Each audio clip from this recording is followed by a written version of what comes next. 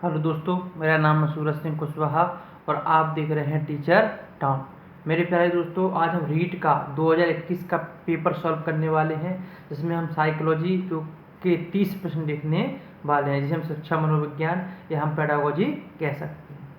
मेरे प्यारे दोस्तों, पहला क्वेश्चन है, आपको दिख रहा होगा स्क्रीन पर। पहला क्वेश्चन है, the psychological basis of teaching learning depends on. शिक्षण अधिगम का मनोवैज्ञानिक आधार किस पर निर्भर करता है?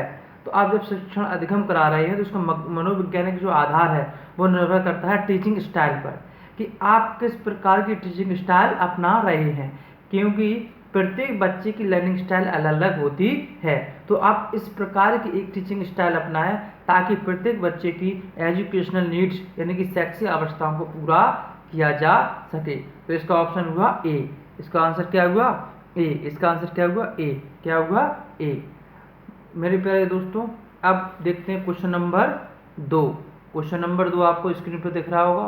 क्वेश्चन नंबर 2, तो क्वेश्चन नंबर 2 कह रहा है, according to RT act 2009 the people teacher ratio for primary school should be. RTE अधिनियम 2009 के अनुसार प्राथमिक विद्यालयों के लिए विद्यार्थी अध्यापक अनुपात होना चाहिए। मेरे प्यारे दोस्तों, सबसे पहली बात तो यह है कि आरटीई एक्ट 2009 है क्या। इसका पूरा नाम याद होना चाहिए। राइट टू एजुकेशन नहीं होता, ये गलत है। पूरा नाम है द राइट ऑफ चिल्ड्रेन, ध्यान से सुनना, the right of children to free and compulsory education act 2009, the right of children to free and compulsory education act 2009। ठीक है, ये एक्ट 2009 में आया था और 1 अप्रैल 2010 से लागू हुआ था। 1 अप्रैल 2010 से लागू हुआ था। अब इसमें अनुपात क्या है, तो इसको हम थोड़ा डिटेल से अध्ययन कर लेते हैं दोस्तों। देखिए, डिटेल से अध्ययन कर लेते हैं कि आपको दिख रहा होगा अपनी स्क्रीन पर। ठीक है, आपको दिख रहा होगा अपनी स्क्रीन पर क्वेश्चन नंबर 2 डाला हुआ है। आरटी एक्ट 2009 की धारा 19 व 25 से संबंधित एक अनुसूची जोड़ी गई, जिसमें इस प्रकार विवरण हैं। शिक्षकों की संख्या, देखो आरटी एक्ट 2009 है, जिसमें 38 धाराएं और 7 अध्याय हैं। इसमें एक अनुसूची है जिसमें आर्टिकल 19 और आर्टिकल 25 से जुड़ी बातें लिखी गई हैं। तो आर्टिकल जो 25 में जो कहा गया था, PTR people to teacher ratio, इसका विवरण दिया गया है। शिक्षकों की संख्या, ठीक है, प्राइमरी स्तर के लिए, मैंने 1 से 5वीं कक्षा के लिए। देखो दोस्तों, 1 से लेकर 60 तक जो विद्यार्थी होंगे उन पर 2 शिक्षक होगा। 61 से लेकर 90 तक जो विद्यार्थी होंगे स्कूल में तो 3 शिक्षक होंगे। 91 से 120 तक विद्यार्थी होंगे तो 4 शिक्षक होंगे। और 150 से अधिक के लिए 5 शिक्षक और 1 मुख्य शिक्षक, मैंने हेड मास्टर। अब मास्टर इसलिए शब्द यूज नहीं किया, मैं टीचर इसलिए शब्द यूज किया, आपको दिख रहा होगा। टीचर इसलिए शब्द मैंने यूज किया क्योंकि आपको सॉरी दिख नहीं रहा होगा। ठीक है, मैंने टीचर शब्द इसलिए यूज किया है, यहाँ पर आपको दिख रहा होगा कि टीचर शब्द इसलिए यूज किया है क्योंकि मास्टर बोलते थे मेल को और मिस्ट्रेस बोलते हैं फीमेल को, इसलिए टीचर कॉमन नाउन ले लिया, मतलब हेड मास्टर हेड टीचर। ठीक है, और अगर 200 से ज़्यादा देखें तो छात्र शिक्षक अनुपात 40:1 से अधिक नहीं होगा और एक प्रधान अध्यापक रहेगा, प्रधान शिक्षक रहेगा, वो स्वतंत्र रहेगा। अब इसमें क्या है, तो इसमें क्या क्या समझ में आया? अब देखो, अगर हम इस क्वेश्चन की बात माने तो ये बताया 30:1 है। तो ये जो इन्होंने मान लिया कि 60 पे 2 हैं तो 30 पे 1 है, ये मेरे प्यारे दोस्तों रियल अगर देखा जाए तो ये गलत है। इनका जो इन्होंने मान लिया कि 30:1 है, ये गलत है। आरटी एक्ट के अनुसार पूछा तो ये गलत इसलिए है क्योंकि आरटी एक्ट ने कभी नहीं बोला कि जो रेशियो रहेगा वो 30:1 रहेगा। उसने कहा 60 पर 2 रहेंगे। अगर एक बच्चा है तो भी 2 शिक्षक रहेंगे। क्यों? क्योंकि यदि एक शिक्षक कहीं चला गया या कोई बीमार हो गया या छुट्टी पर चला गया तो स्कूल कौन चलाएगा? तो ये रेशियो नहीं दिया था उसने, आरटी एक्ट ने। तो ये क्वेश्चन ही का आंसर ही गलत दिया है इन्होंने, और इसका आंसर आ सकता था वो सी आ सकता, हालांकि इन्होंने माना है डी ही माना है 30:1। तो लेकिन अपन को सही स्टडी करना है, इन्हें अनुपात नहीं माना। ठीक है, जैसे 61 से 90 के बीच में चाहे 61 हो, 62 हो, 63 चाहे 3 ही टीचर रहेंगे। जैसे चाहे दो यदि इनकी बात मान लें तो यदि 2 मान के चलो, एक प्राथमिक विद्यालय में 2 बालक हैं, सॉरी एक प्राथमिक विद्यालय में 2 बालक हैं, तो बताइए शिक्षकों की संख्या कितनी होगी। तो आप एक मत लगा देना, आंसर कितने होंगे 2। कितना होगा 2। तब भी इसलिए 2 होगा क्योंकि उन्होंने रेशियो नहीं बताया। उन्होंने ये कहा कि 1 से लेकर 60 तक की रेंज में कोई जितने भी विद्यार्थी होंगे उनके लिए 2 शिक्षक नियुक्त किए जाएंगे, चाहे 4 हो, चाहे 5 हो, चाहे जो है 59 हो, चाहे 58 हो, चाहे 29 हो, चाहे एक विद्यार्थी हो, एक विद्यार्थी पर भी 2 का नियुक्त किया जाएगा। तो ये जो है जो राजस्थान के जो पढ़ाने वाले हैं वो इसको जो है अच्छे जो है पैडागोजिस्ट नहीं, अच्छी जो समझ नहीं रखते हैं पैडागोजी या जो है शिक्षा मनोविज्ञान पर। 61 से 90 पर 3, 91 से 120 तक 4, और 150 से अधिक पर 5 शिक्षक रहेंगे और 1 मुख्य शिक्षक रहेगा, और 200 से अधिक पर छात्र शिक्षक अनुपात 40:1 से अधिक नहीं होना चाहिए, और 1 प्रधान अध्यापक क्या रहेगा स्वतंत्र रहेगा। ये तो हुआ दोस्तों किसके लिए, तो ये तो हो गया दोस्तों अपना किसके लिए हो गया, तो ये हो गया अपना किसके लिए जो है प्राथमिक। अब देखते हैं पर किसके लिए जो है, अब देखेंगे अपन जो है किसके लिए, तो आपको दिख रहा होगा वीडियो में, तो ये आपको अब जो देखने वाले अपन वो दिखने वाले हैं किसके लिए, कक्षा 6 से लेके 8वीं तक। देखो प्रत्येक कक्षा में कम से कम, पहला पॉइंट दिया गया है प्रत्येक कक्षा में कम से कम विज्ञान व गणित के लिए 1 शिक्षक होना चाहिए, सामाजिक अध्ययन के लिए 1 शिक्षक होना चाहिए, और भाषा के लिए 1 शिक्षक होना चाहिए, ठीक है, प्रत्येक कक्षा में कम से कम। दूसरा इसमें जो पॉइंट दिया है, दूसरा इसमें जो पॉइंट दिया गया है, सॉरी दोस्तों, दूसरा जो इसमें जो है पॉइंट दिया गया है वो दिया गया है, आपको दिख रहा होगा। दूसरा पॉइंट दिया गया है कि 35:1 PTR, people to teacher ratio कितना होना चाहिए, 35:1 होना चाहिए। तीसरा पॉइंट 100+ यदि बच्चे हों तो वहाँ 1 पूर्णकालिक प्रधान अध्यापक और निम्नलिखित के लिए 1 अंशकालिक शिक्षक। देखो 3 के 2 पॉइंट है, ए और पी। तीसरे पॉइंट के 2, यदि 100 से ज़्यादा बच्चे हैं तो सबसे पहले 1 तो रखोगे आप हेड मास्टर है, ठीक है, और जो है निम्नलिखित के लिए 1 अंशकालिक शिक्षक, किसके लिए, कला आर्ट्स एजुकेशन, स्वास्थ्य एवं शारीरिक शिक्षा और कार्य शिक्षा के लिए 1 तुम पार्ट टाइम टीचर रखना पड़ेगा। तो मेरे प्यारे दोस्तों ये हुई जो है जो आरटी एक्ट में दी गई है, क्या दी गई है, अपेंडिक्स दी गई है या कह सकते हैं अनुसूची, उसकी सारी जानकारी कितने पर कितने होने चाहिए, ठीक है। तो ऑप्शन नंबर इसका डी सही माना है, और जो है ठीक है, क्योंकि ठीक है, तो डी माना 30:1, लेकिन ऐसा रियल में है नहीं है, ठीक है, ये चीज़ समझ में आई, ये एक भ्रांति है और इसी पर क्वेश्चन आ रहे हैं और उसको आंसर सही भी मानते हैं, ठीक है। तो चलते हैं आगे, तो अब चलते हैं क्वेश्चन नंबर जो है क्या अपना तीसरा, क्वेश्चन नंबर तीसरा। तो इंग्लिश वाले पढ़ना क्वेश्चन नंबर तीसरा। सबसे पहले तीसरा दिख रहा होगा आपको, mid term exam is an example of, mid term exam is an example of creative assessment, non reference assessment, summative assessment या डायग्नोस्टिक असेसमेंट। अब हिंदी वाले पढ़ लें, अब हिंदी वालों को दिखा देता हूँ क्वेश्चन, और इसको हम एक तरीके डिस्क्रिप्टिव रूप से देखते हैं, ठीक है। तो है ये रहा, मध्य अवधि परीक्षा एक उदाहरण है रचनात्मक मूल्यांकन का, मानदंड संदर्भित मूल्यांकन का, योगात्मक मूल्यांकन और नैदानिक मूल्यांकन का। देखो मेरे प्यारे दोस्तों, सबसे पहली बात करते हैं option number A. Option number A इसमें था क्रिएटिव क्या असेसमेंट, रचनात्मक मूल्यांकन। के शर्मा के अनुसार सृजनात्मक चिंतन का आशय, ठीक है, या मूल्यांकन, ठीक है, चिंतन गलत लिख गया दोस्तों, ये होगा मूल्यांकन, ठीक है, क्या होगा मूल्यांकन, ठीक है, मूल्यांकन, ठीक है। तो सृजनात्मक मूल्यांकन का आशय मस्तिष्क उद्दोलन की उस प्रक्रिया से है जिसमें किसी एक विषय पर अनेक प्रकार के विचार उत्पन्न होते हैं तथा उन विचारों के आधार पर नवीन एवं उपयोगी वस्तुओं एवं विचारों का सृजन होता है। इस प्रकार के समय में हम क्या करते हैं कि बच्चों को अपने तरीके सोचने और अब कुछ निर्माण करने के लिए दिया जाता, कुछ सृजन करने के लिए दिया जाता, कुछ नए तरीके से और अपने आधार पर नए और मौलिक तरीके से। तो इस प्रकार का जो असेसमेंट होता है वो रचनात्मक मूल्यांकन कहलाता है। तो दोस्तों जैसे कि क्वेश्चन में कहा गया था मध्य अवधि, तो मध्य अवधि परीक्षा में कहाँ कहा गया कि कुछ नया निर्माण हो रहा है, तो ये तो आंसर नहीं हुआ, लेकिन मैं उसकी जानकारी दे दी कि क्रिएटिव असेसमेंट क्या था। सीधी सी बात, क्रिएटिव असेसमेंट में बालक को जो है स्वयं चिंतन करने और कुछ नवीन और मौलिक तरीके से कुछ निर्माण कराया जाता है, निर्माण करता है बच्चा इस प्रकार के असेसमेंट में। अब अगला जो है वो है नॉर्म रेफरेंस टेस्ट। अगला क्या है, ऑप्शन नंबर बी है norm reference test. Option number B क्या है नॉर्म रेफरेंस टेस्ट, मानक मानदंड संदर्भित मूल्यांकन। सबसे पहले नॉर्म या मानदंड का अर्थ क्या होता है, उसका अर्थ होता है आप क्या हैं, यानी कि जैसे आप क्या है मतलब देखो सबसे पहली बार एक होता है स्टैंडर्ड और एक होता है नॉर्म। तो नॉर्म का अर्थ होता है कि आप वर्तमान में क्या है, आपने जो टेस्ट दिया उसमें आपके कितने नंबर आए और आप वर्तमान में क्या है।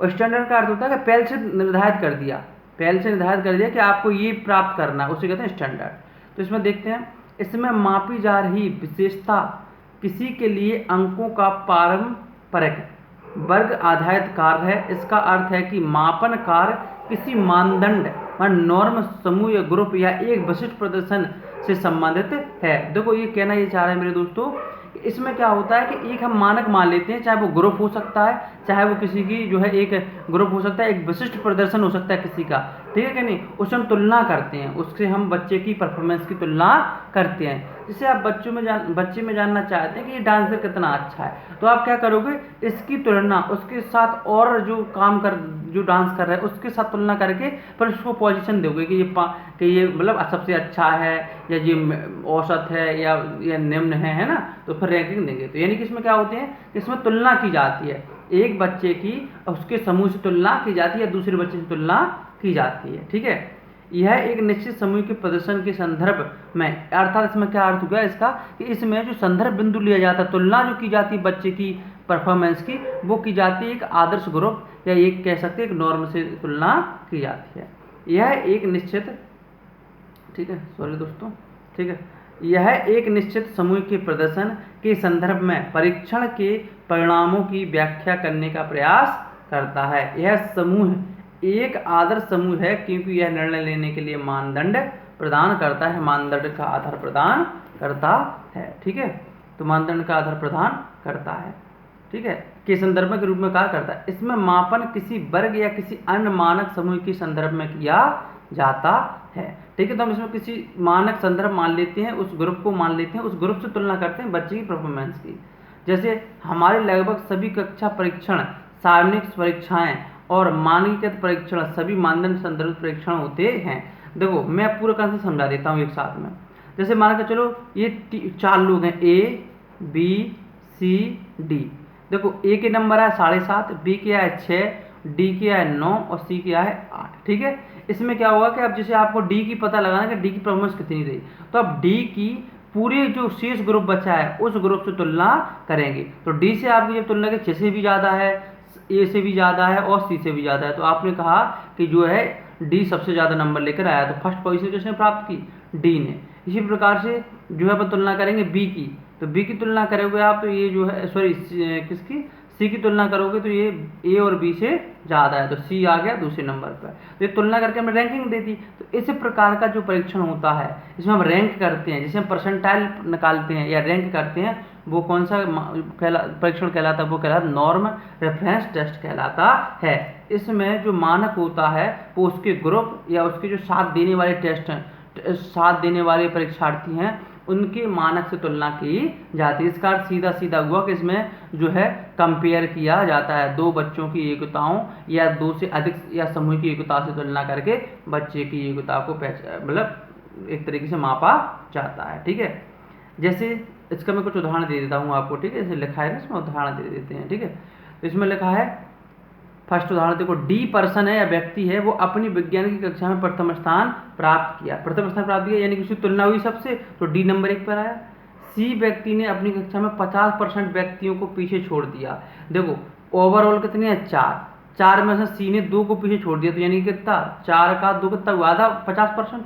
तो सी व्यक्ति ने अपनी कक्षा के 50% व्यक्ति को पीछे छोड़ दिया, इसका तुलना हुई ना पूरे से, तो उसने देखा कि 50% लोग हैं वो पीछे हैं मेरे से, ठीक है।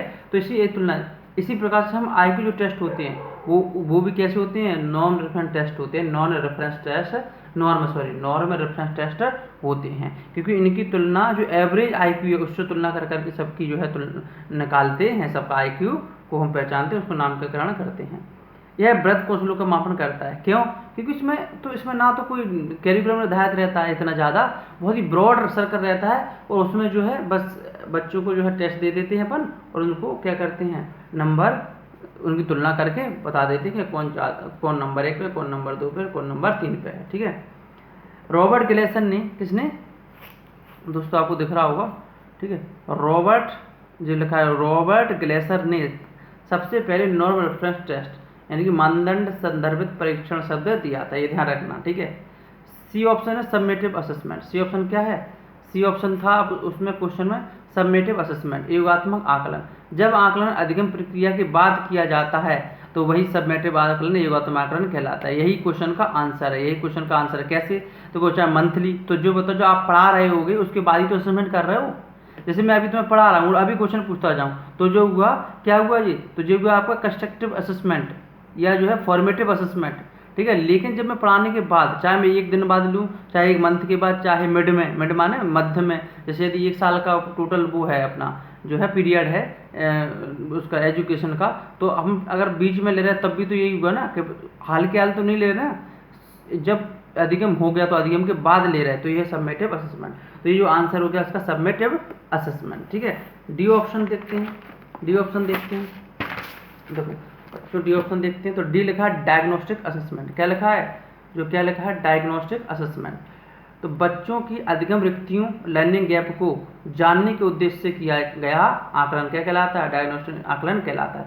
जैसे मेरे प्यारे दोस्तों, जैसे आपने बच्चों को कोई चीज़ का अधिगम कराया, ठीक है, और उस अधिगम में कितनी कमियां रह गई, इसको जांचने के उद्देश्य से जो आकलन किया जाता है वो डायग्नोस्टिक आकलन कहलाता है। और डायग्नोस्टिक आकलन के बाद जो कमी निकल के आती है, उन कमियों को दूर करने के लिए जिस प्रकार का आकलन या जो है टीचिंग की जाए उसे कहते हैं क्या? Remedial teaching. क्या कहते हैं उसे? रेमिडियल टीचिंग या उपचारात्मक शिक्षण, ठीक है। देखो दोस्तों, तो अब ये हुआ आपका ऑप्शन जो क्वेश्चन नंबर, आप फिर से देख लो क्वेश्चन नंबर 3 जो मध्य अवधि परीक्षा एक का उदाहरण है। किसका? एक योगात्मक मूल्यांकन का उदाहरण है, योगात्मक मूल्यांकन का उदाहरण है, तो नंबर ऑप्शन सी, ठीक है। विच अब option question number 4, which disease is hereditary, माने कौन सा रोग वंशानुगत है? तो कौन सा रोग वंशानुगत है? तो ADHD क्या होता है? तो देखो ADHD का फुल फॉर्म होता है, अगर आपको इस पर दिख रहा होगा, ADHD का फुल फॉर्म होता है, क्वेश्चन नंबर 4 दिख रहा, attention deficit hyperactivity disorder, अवधान न्यूनता अतिक्रियाशील विकार। मेरे प्यारे दोस्तों, इसमें बच्चा क्या होता है कि इनअटेंटिव रहता है, माने ध्यान ज़्यादा देर तक नहीं लगा पाता है, ठीक है, और इसमें न्यूनता रखता है, ठीक है। अतिक्रियाशील माने इम्पल्सिव रहता है, एक जगह टिक कर नहीं रह सकता। ऐसे बच्चे एक लंबे समय तक किसी कार्य को नहीं कर सकते हैं।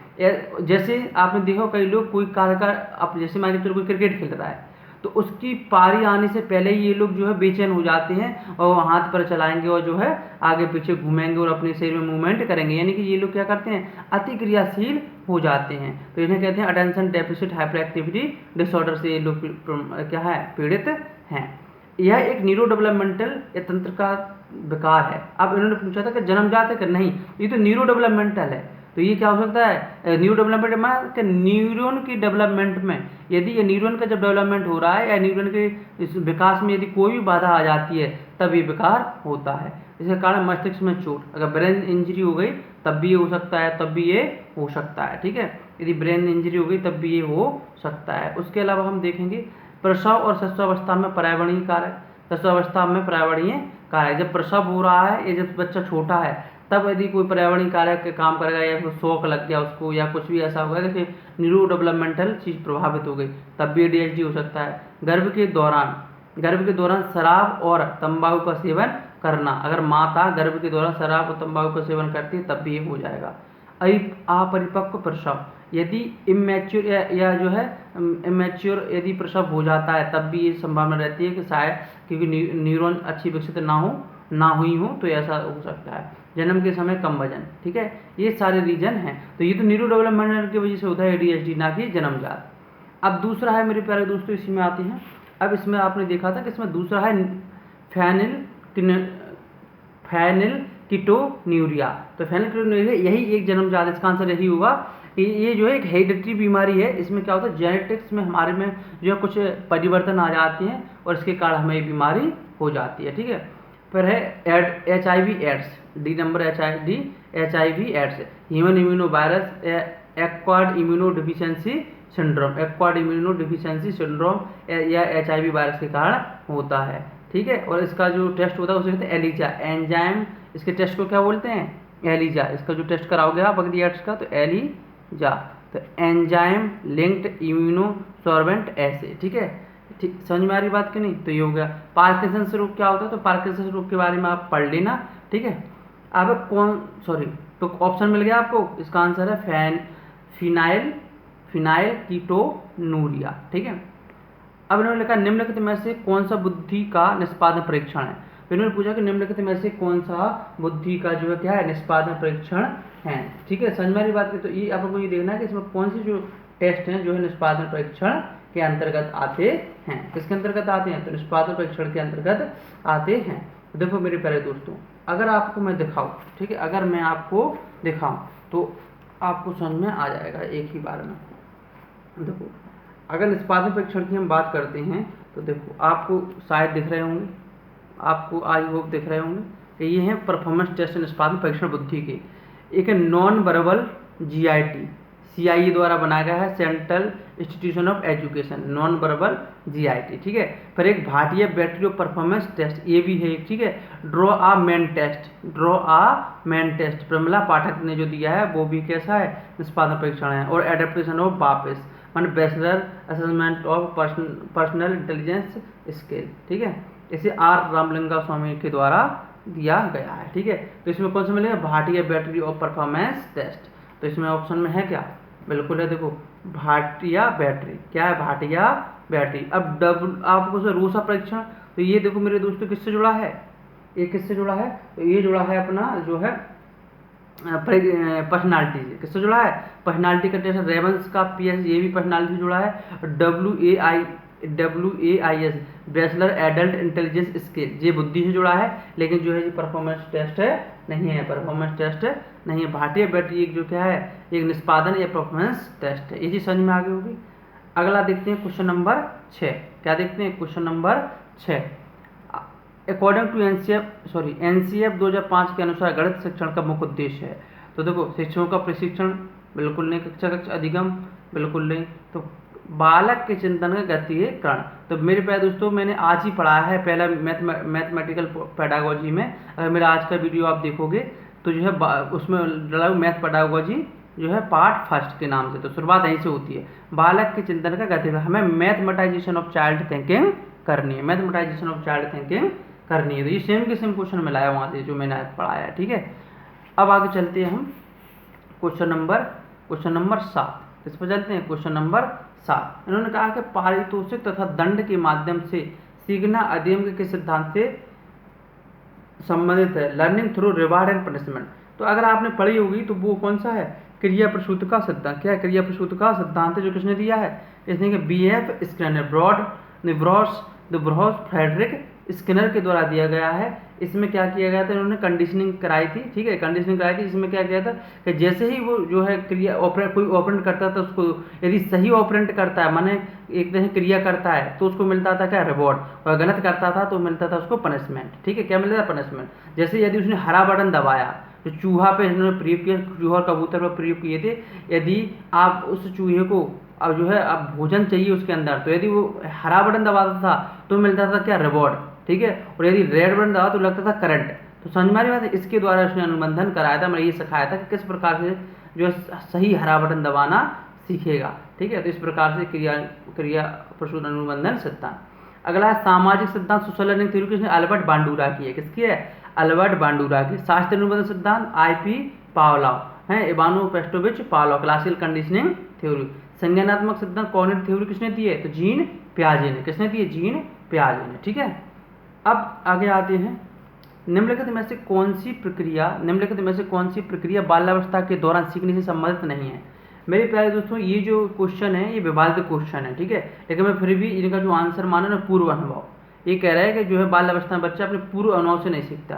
तो थोड़ा बहुत लॉजिक ठीक है कि मतलब क्योंकि बच्चा छोटा है तो बच्चे के पास पूर्व अनुभव नहीं है। क्या नहीं है, पूर्व अनुभव नहीं है, तो ये इस आधार पर मानते हैं। लेकिन ये विवादित क्वेश्चन की रिलायबिलिटी बहुत कम है इस क्वेश्चन की, ठीक है।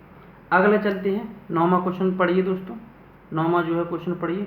तो 9वां क्वेश्चन जब आप देखोगे, इसमें लिखा हुआ है किसी विशेष कार्यक्रम या प्रशिक्षण के प्रभावों का मापन करने के लिए किस प्रकार के परीक्षणों को परिकल्पित किया गया है। जैसे आपको कोई ट्रेनिंग दी गई, ठीक है, ट्रेनिंग दी गई या कार्यक्रम में आपको कार्यशाला में कोई आपको भाग लिया, तो आपने वो सीखा या नहीं सीखा, तो एक किस टेस्ट के द्वारा पता लगाया जाता है, तो उपलब्धि कि आपको जो सिखाया गया उसका आप अचीवमेंट कितनी हुई है, आप कितना उसको प्राप्त कर उस पर कितना ग्रैब कर पाए, उसको कितना पकड़ पाए, उसको कितना सीख पाए, तो उसे कहते हैं हम achievement test. Which test are designed to measure the effect of a specific program और ट्रेनिंग। तो ये तो किसके द्वारा पता चलेगा, उपलब्धि के द्वारा ही पता चलेगा। ठीक है, अगला जो क्वेश्चन है क्वेश्चन नंबर 10, अगला क्वेश्चन नंबर 10, विकास की किस अवस्था में एक व्यक्ति व्यावसायिक समायोजन की समस्या का सामना करता है। देखो वृद्धावस्था में तो बिल्कुल नहीं, क्योंकि व्यावसायिक समायोजन यहाँ थोड़ी करेगा। बाल्यावस्था बिल्कुल नहीं, यहाँ व्यवसाय की कोई चिंता ही नहीं है। शिशु अवस्था यहाँ बिल्कुल भी चिंता, तो वो क्या है, किशोरा अवस्था। ये नॉर्मल एक इंटेलिजेंस का क्वेश्चन था, इसमें कोई इसमें कोई ज़्यादा वैसी नहीं है, कहीं से थ्योरी से आया ये, तो किशोर अवस्था में ही करते हैं अपन। ठीक है, अगर इसको जोड़ना चाहो तो जो है अपन जोड़ सकते हैं, जो है एरिक रेसन की थ्योरी से, आइडेंटिटी वर्सेस रोल कन्फ्यूजन। यहाँ पर जो है क्या करता है, व्यावसायिक समायोजन करना चाहता है, वह अपनी पहचान बनाना चाहता है। ठीक है, तो इसलिए किशोर अवस्था इसका आंसर ठीक है। ठीक है, अब क्वेश्चन नंबर आते हैं हम 11 पर। क्वेश्चन नंबर 11 पर, यदि मेरे प्यारे दोस्तों आपको मेरी वीडियो अच्छे पसंद आती हो, मेरा विश्लेषण पसंद आता हो, तो ज़्यादा से ज़्यादा जो क्या करें, सब्सक्राइब करें और ज़्यादा से ज़्यादा फैलाएं इस वीडियो को। उपचारात्मक शिक्षण किस प्रकार के बालकों के लिए उपयुक्त है। अच्छा, उपचारात्मक शिक्षण क्यों दिया जाता है, क्योंकि जो बच्चों के अंदर जो है कुछ लर्निंग गैप्स रह गए। ठीक है, आपने जो पढ़ाया बच्चे में कुछ गैप रह गए, मतलब कुछ चीज़ें वो सीख नहीं पाया। जैसे आपने जो भी चीज़ पढ़ाई उसमें कुछ चीज़ें छूट गई। अब आपने सबसे पहले करोगे, पता लगाओगे क्या क्या चीज़ छूटी, तो इसके लिए करते हैं हम डायग्नोस्टिक टेस्ट। ठीक है, इसको कहते हैं क्या, निदानात्मक परीक्षण। जब आपने ये पता लगा लिया कि कहाँ कहाँ बच्चे के अंदर लर्निंग गैप हैं, तो उसके बाद आप लेते हो क्या, उपचारात्मक शिक्षण, फिर करते हो उपचारात्मक शिक्षण। अच्छा दोस्तों, एक ध्यान रखना, उपचारात्मक शिक्षण में दोबारा से नहीं पढ़ाया जाता पूरा, जहाँ जहाँ बच्चे में अधिगम रिक्तियाँ रह गई वहीं पढ़ाया जाता है। ठीक है, तो तेजी सीखने वाले, एक बात बताओ, तेजी सीखने वाले बच्चे बिल्कुल नहीं, क्योंकि वो तो सीख ही रहे तेजी से, तो उनकी बहुत कम अधिगम रिक्तियाँ रहेंगी, तभी तेजी सीख रहे। प्रतिभाशाली बालक बिल्कुल नहीं, रचनात्मकता सीखने बिल्कुल नहीं, क्या धीमे सीखने वाले बालकों को क्या करते हैं, जहाँ तक उपचारात्मक शिक्षण देने की जरूरत पड़ती है, क्योंकि वो धीमी गति सीखते हैं, तो क्या होता है कि उनकी अधिगम रिक्तियाँ रहने की ज़्यादा संभावना हो जाती है। तो जिनकी अधिगम रिक्तियाँ रह जाएंगी उन्हें तो क्या देंगे हम, क्या देंगे, रिमीडियल टीचिंग करेंगे उनकी। ठीक है, अगला क्वेश्चन, अब क्वेश्चन नंबर 12 दिख रहा होगा आपको। क्वेश्चन नंबर 12 मेरे प्यारे दोस्तों, क्वेश्चन नंबर 12 दिख रहा होगा आपको, क्लियर। ठीक है, तो क्वेश्चन नंबर 12 की हम जब बात करेंगे, ठीक है, क्वेश्चन नंबर 12 की जब हम बात करेंगे तो शिक्षण की खेल कूद विधि किस सिद्धांत पर आधारित है। तो फिर मेरे प्यारे दोस्तों, खेल कूद विधि या प्ले जो मेथड है वो ये बात करता है कि बच्चे की वृद्धि और साथ साथ में विकास सब कुछ आ गया। तो विकास के अंतर्गत क्या सब कुछ आ गया, चाहे वो क्या हो, नैतिक विकास हो, ठीक है, चाहे वो जो है शारीरिक विकास हो, कैसा हो, शारीरिक विकास हो, चाहे वो मानसिक विकास हो, चाहे वो सामाजिक विकास हो, विकास का अर्थ यही होता है। ठीक है, चाहे वो सामाजिक विकास हो, और वृद्धि माने शरीर से जुड़ी चीज, तो ये क्या है, इस पर सिद्धांत पर आधारित है। ठीक है, ये सिद्धांत पर आधारित है। अगला, NCF 2005 की राष्ट्रीय स्टीयरिंग समिति के अध्यक्ष कौन थे। तो चेयरमैन नेशनल स्टीयरिंग कमेटी। तो ये ध्यान रखना, अगर आप NCF पढ़ोगे बहुत गौर से, तो उसके कौन थे, प्रोफेसर यशपाल स्टीयरिंग कमेटी के अध्यक्ष थे। अब चलते हैं क्वेश्चन नंबर 14। RT एक्ट 2009 की किस आयु समूह के बालकों के लिए है। तो क्या 6 से 14 वर्ष के बालकों के लिए थी, ये कैसी थी, 6 से 14 वर्ष के बालकों के लिए थी। कब आया था RT एक्ट 2009 में, अब लागू हुआ था 1 अप्रैल 2010 से। इसका फुल फॉर्म क्या है, RT एक्ट का the right of children to free and compulsory education act 2009। 7 इसमें अध्याय हैं, 38 धाराएं हैं। ठीक है, ये चीज़ समझ में आई बात करें। और जो है इसको अब अगला क्वेश्चन चलते हैं, क्वेश्चन नंबर 15 दिख रहा होगा आपको दोस्तों। तो क्वेश्चन नंबर 15 की बात करते हैं, तो ये रहा आपका क्वेश्चन नंबर 15। निम्नलिखित में से कौन सा दैहिक अभिप्रेरक नहीं है। दैहिक माने जो शरीर से जुड़ा है। देखो, भूख बिल्कुल शरीर से जुड़ी, नींद बिल्कुल ठीक है, प्यास शरीर से जुड़ी है, लेकिन उपलब्धि नहीं जुड़ी। ये देखो, सामाजिक जो है अभिप्रेरक है। कैसा है, सामाजिक अभिप्रेरक है। जैसे व्यक्ति समाज से सीखता है, उपलब्धि कहाँ सीखता है, समाज से सीखता है, लेकिन ये हमारे शरीर से जुड़ी चीज़ है, जो जन्मजात होती है। ठीक है, सीखता नहीं है कोई। ठीक है, अब आ जाओ 16, क्वेश्चन नंबर 16 पढ़ो। व्यक्तिगत विभिन्नता को निर्धारित करने में निम्न में से कौन सा जैविक कारक नहीं है? जैविक कारक यानी कि शरीर से जुड़ी चीज, तो जो तो जन्मजात स्वभाव, इनेट टेम्परामेंट। देखो दोस्तों, इनेट टेम्परामेंट का अर्थ क्या होता है, इसको समझने का प्रयास करते हैं। क्या करते हैं? इसको समझने का प्रयास करते हैं। तो बायोलॉजिकल वे ऑफ, एक तरीके से कह सकते हैं कि बायोलॉजिकल वे ऑफ बिहेविंग, यानी कि व्यवहार करने का जो जैविक तरीका होता है किसी व्यक्ति का, जन्मजात तरीका होता है, उसे हम कहते हैं क्या? उसे कहते हैं इनेट टेम्परामेंट। फिजिकल हेल्थ बिल्कुल सही है, फिजिकल हेल्थ भी जन्मजात है, मतलब जन्मजात होती है कि आप कैसे हो गए, ये जेनेटिक्स तय कर देता है। और हेरिटेबिलिटी बिल्कुल ठीक है, अनुवांशिकता तो होती है, लेकिन जो पेरेंट चाइल्ड रिलेशनशिप है ये तो क्या है? सामाजिक है। ये तो क्या है? सामाजिक है, ये कोई जन्मजात नहीं होता है। ठीक है, ये नॉर्मल बात है, ये चीज़ सब शरीर से जुड़ी है और जन्मजात होती है। ये चीज़ क्या है? सामाजिकता से जुड़ी है। जब बच्चे का जन्म होता है, जब समाज में आता है, जब उसके रिलेशन बनते हैं पेरेंट्स से। ठीक है, अगला, the cause of down syndrome is. देखो आपको दिख रहा होगा क्वेश्चन नंबर जो है कितना, क्वेश्चन नंबर 17। क्वेश्चन नंबर 17 दिख रहा होगा कि डाउन संलक्षण का कारण क्या है। देखो मेरे दोस्तों, इसे कहते हैं डाउन सिंड्रोम का दूसरा नाम क्या है?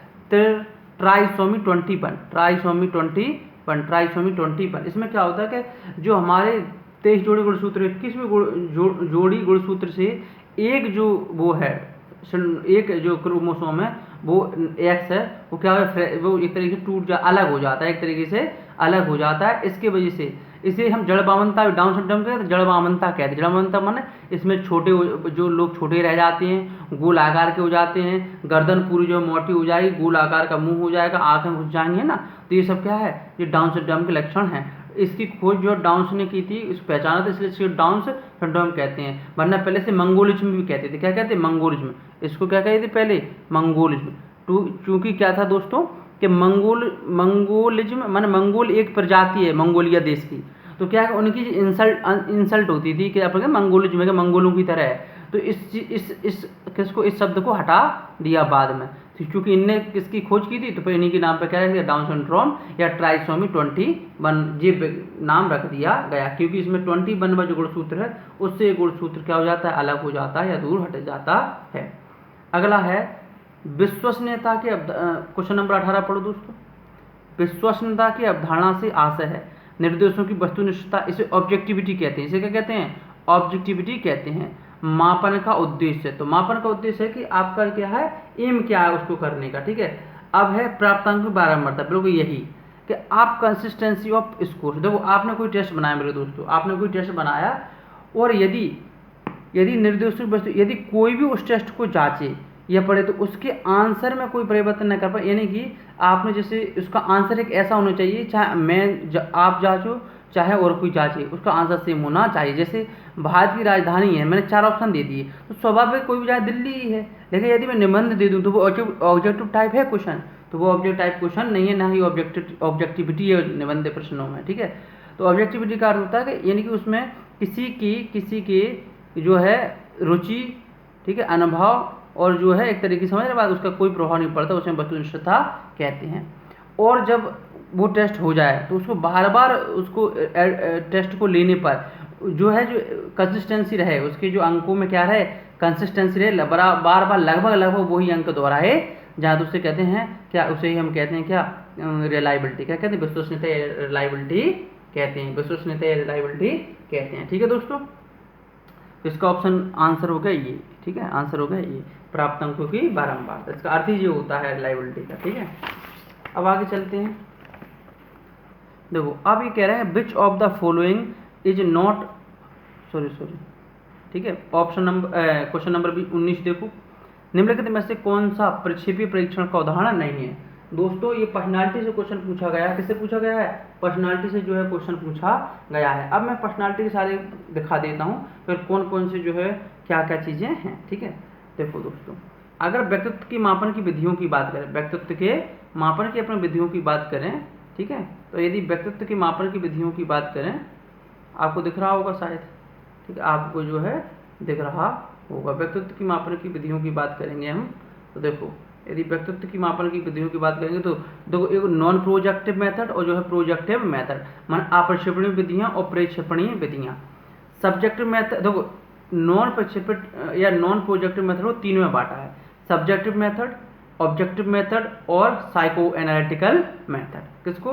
सब्जेक्टिव, ऑब्जेक्टिव और साइको एनालिटिकल मेथड, मान आत्मनिष्ठ विधियां, वस्तुनिष्ठ विधियां और मनोविश्लेषण विधियां और जीव प्रक्षेपण विधियां हैं। ठीक है, अब इनको हम देख लेते हैं एक एक करके डिटेल में। ठीक है, जल्दी जल्दी देखो सब्जेक्टिव मेथड कौन कौन सी हैं। तो ऑटोबायोग्राफी मेथड, ठीक है, क्या है? Autobiography method. और केस आपको दिख रही होगी दूसरे नंबर पर केस स्टडी मेथड।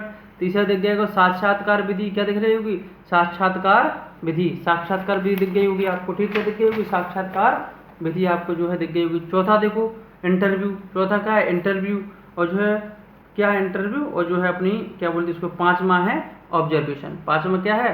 ऑब्जर्वेशन। ठीक है, नहीं सॉरी, ये ऑब्जेक्टिव मेथड आ गए। तो ये चार हैं, कितनी है? चार। कौन कौन सी हैं? तो आपने देखा देखो ऑटोबायोग्राफी, केस स्टडी, इंटरव्यू। देखो ऑटोबायोग्राफी, केस स्टडी, इंटरव्यू और प्रश्नावली मेथड, ये कैसी हैं? ये पूरी की पूरी जो है सब्जेक्टिव मेथड है। अब जाओ ऑब्जेक्टिव पे, तो देखो ऑब्जर्वेशन मेथड, ऑब्जेक्टिव। ठीक है, क्या है? Observation method. ऑब्जर्वेशन मेथड है ऑब्जेक्टिव। ठीक है, ऑब्जेक्टिव ऑब्जर्वेशन।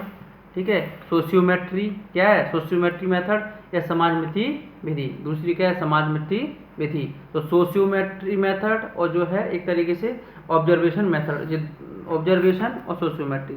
तीसरा है सॉरी तीसरी मेथड है क्रम धारण माप, रेटिंग स्केल। लेकर्ट थर्स्टन ने दी थी लेकर्ट स्केल। तो लेकर्ट स्केल भी कैसी है? प्रोजेक्टिव मेथड है। ठीक है, लेकर्ट स्केल कैसी है?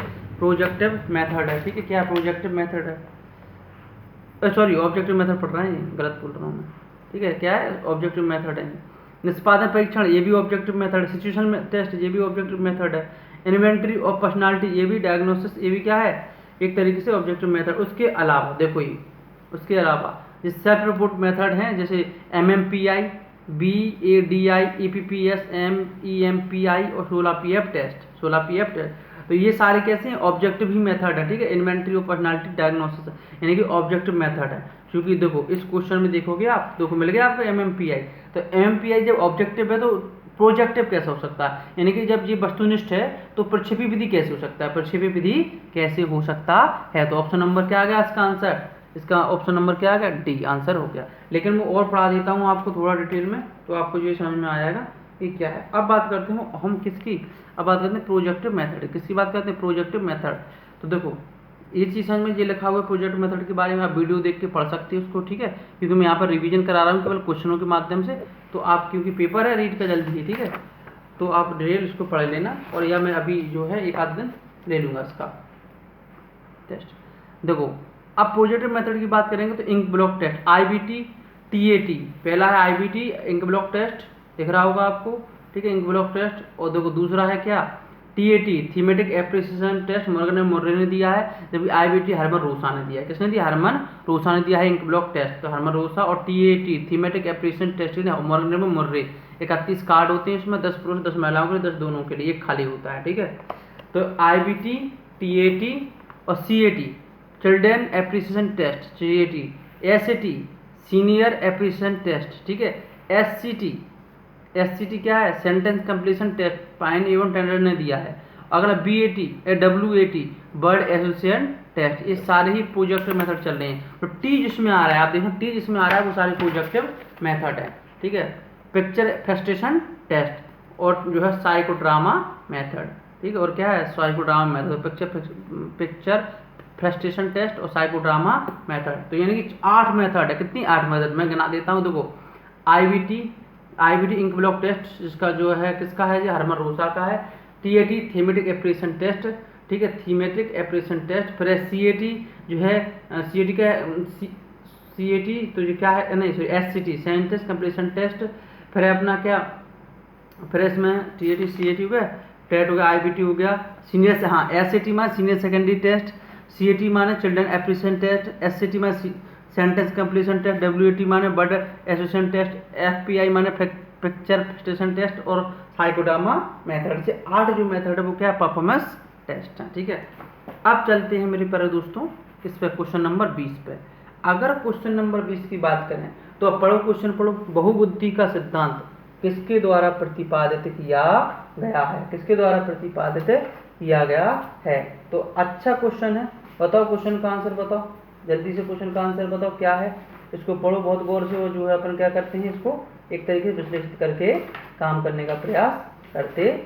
ठीक है, तो बहुबुद्धि का सिद्धांत किसने दिया है? बहुबुद्धि का सिद्धांत किसने दिया है, एक क्वेश्चन उन्होंने पूछा है। तो इसको तो किसने दिया? हार्वर्ड गार्डनर ने। किसने दिया है? हार्वर्ड गार्डनर ने जो है बहुबुद्धि का सिद्धांत दिया है। ठीक है, तो चलो अब और पढ़ने का प्रयास करते हैं बहुबुद्धि सिद्धांत को डिटेल में थोड़ा।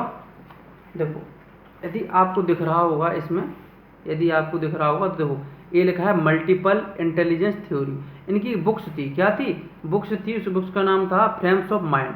ठीक है, कैसी? फ्रेम्स ऑफ माइंड 1983 में आई थी, हार्वर्ड गार्डनर। और सामान्य बुद्धि का ये सिद्धांत है, मतलब ये सिद्धांत किस पर दिया गया है? ये सिद्धांत सामान्य बुद्धि, जनरल इंटेलिजेंस के बारे में बात करता है। इन्होंने कि 31 बुद्धि की बात की, प्रारंभ में इन्होंने द फ्रेम्स ऑफ माइंड ने जो बुक्स लिखी थी उसमें 7 बुद्धि की बात की थी, फिर एक जोड़ी, फिर एक जोड़ी, यानी कि टोटल अब 9 है। वर्तमान में कितनी है? 9 है। जो हरियाणा में पूछ लिया गया क्वेश्चन है। ठीक है, कब कौन सी बुद्धि जोड़ी? ठीक है, वित्त सन के। तो शुरुआत में 7 फ्रेम्स थे, उन्होंने बुद्धि की प्रकार फ्रेम्स बोला कि पहले बुद्धि के 7 फ्रेम्स दिए, फिर 8 फ्रेम्स दिए, फिर 9 फ्रेम्स दिए। अब याद कैसे करोगे इसकी? तो देखो याद कैसे करोगे तो मैं आपको बता दूं, ली सब मनी। क्या करोगे? याद, ली सब मनी। कैसे करोगे? ली सब मनी। तो ली सब मनी का अर्थ है, देखो ये लिखा हुआ है ली सब मनी, अगर आपको ट्रिक दिख रही होगी, ली सब मनी, LLISBMN+E।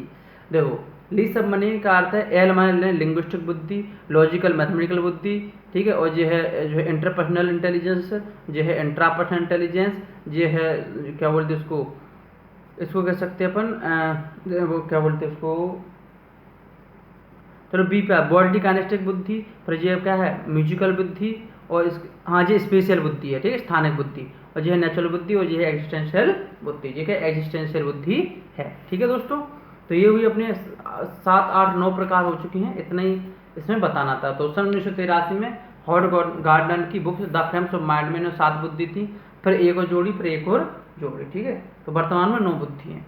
अब बात करते हैं हम क्वेश्चन नंबर 21 की। अल्बर्ट बांडुरा द्वारा प्रस्तावित अधिगम का सिद्धांत कौन सा है? तो शास्त्रीय अनुबंधन सिद्धांत ये किसने दिया था? ये दिया था I.P. पावलोव ने। ये किसने दिया था? I.P. पावलोव ने। संज्ञानात्मक सिद्धांत किसने दिया था? तो संज्ञानात्मकता का सिद्धांत सबसे ज्यादा फेमस है वो जीन पियाजे का। अंतर्दृष्टि सिद्धांत किसने दिया था? किसने दिया था? तो ये दिया था कोहलर ने। किसने दिया था? इनसाइट थ्योरी, कोहलर ने। और सामाजिक सिद्धांत यही है, सोशल लर्निंग थ्योरी, अल्बर्ट बांडुरा, जो बोबोडोल प्रयोग वाला है ना। आगे रेमंड केटल द्वारा कितने व्यक्तित्व कारक प्रस्तावित किए गए थे? तो रेमंड केटल के द्वारा 16 व्यक्तित्व कारक, जैसे 16 PF टेस्ट इसी पे बना था, तो 16 व्यक्तित्व के कारक प्रस्तुत किए गए थे। इसी के आधार पर उन्होंने एक पर्सनालिटी जो है पर्सनालिटी फैक्टर क्वेश्चन बनाए थे, इसे हम 16 PF टेस्ट कहते। तो ऑप्शन नंबर क्या हो गया इसका? ये हो गया। इसका क्या हो गया? इसका जे हो गया। ठीक है, और इसका क्या हो गया? बहुबुद्धि सिद्धांत गार्डनर ने दिया, सरल है। ठीक है, और जो इसका क्या हो गया था? डी। MMPI क्या नहीं है? एक जो है प्रोजेक्टिव मेथड नहीं, एक ऑब्जेक्टिव मेथड है।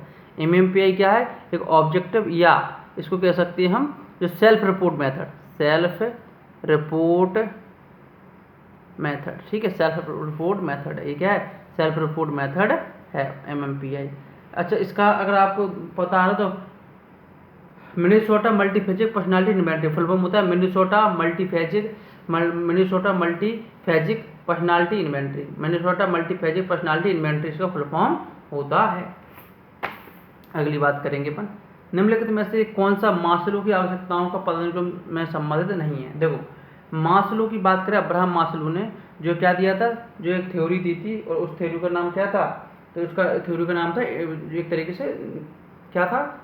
तो नीड्स था। ठीक है, जो सोशल नीड्स होता है, नीड्स के बारे में उन्होंने बात बताई, पूरी जो है बात की कि मास्लो का जो मानवतावादी सिद्धांत है। तो उन्होंने देखो कौन कौन सी बात की? तो फिजियोलॉजिकल नीड्स की बात की, बिल्कुल की। ठीक है, लव एंड बिलोंगिंग्स की बात की, सेल्फ की बात की, इंडिविजुअलिज्म एंड कलेक्टिविज्म की बात नहीं की। ठीक है, व्यक्तिगत समूहवाद की बात नहीं की। तो ये आंसर है। ठीक है, तो किसकी बात नहीं की? तो ये इनकी बात नहीं की। यदि आप अब्राहम मास्लो को देखो तो सबसे पहले उन्होंने क्या कहा था? उन्होंने कहा था फिजियोलॉजिकल नीड्स। फिर उन्होंने क्या कहा था?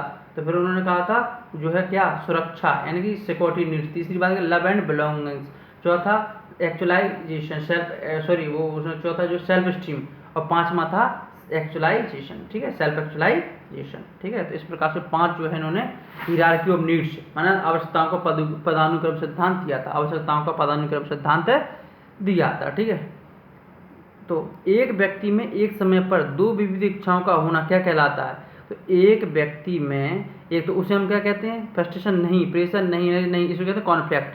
क्या कहते हैं इसको? कॉन्फ्लिक्ट, द्वंद्व कहते हैं। क्या कहते हैं इसको? द्वंद्व कहते हैं, ठीक है। ये ध्यान रखना, इसको क्या कहते हैं? द्वंद्व कहते हैं, ठीक है। हमेशा ये ध्यान रखो कि जब एक साथ दो चीज़ें आपके माइंड में चल रही हो तो इसको हम क्या कहते हैं? द्वंद्व कहते हैं। तो ऑप्शन नंबर जो है ए हो जाएगा आपका, ठीक है, सही है। निम्नलिखित में से कौन सा अनुसंधान स्टीफन कोरी के से संबंधित है? तो देखो, तो आपको पता होगा, तो जो एक्शन रिसर्च है, क्या है? एक्शन रिसर्च यानी क्रियात्मक अनुसंधान जो है स्टीफन कोरी के द्वारा दिया गया है। क्रियात्मक अनुसंधान क्या होता है? तो क्रियात्मक अनुसंधान होता है कि जब हम कोई कार्य कर रहे होते हैं, उसमें आने वाली छोटी मोटी समस्याओं की वैज्ञानिक तरीके से हल निकालना, उसे हम क्रियात्मक अनुसंधान कहते हैं, एक्शन रिसर्च कहते हैं, ठीक है। अगला देख लो, 26 क्वेश्चन इंग्लिश वाले पढ़ लें। इंग्लिश वाले इस क्वेश्चन को पहले पढ़ लें, फिर मैं हिंदी में दिखाता हूँ, फिर पढ़ते हैं। Human development goes on for a lifetime although two people are not equal, but the order of जो है development remains same in normal children. Which principle of development does this statement point to? तो इसका होगा सी। ये कौन सा? Principle of uniform pattern. पढ़ के देखते हैं, चलो आ जाओ।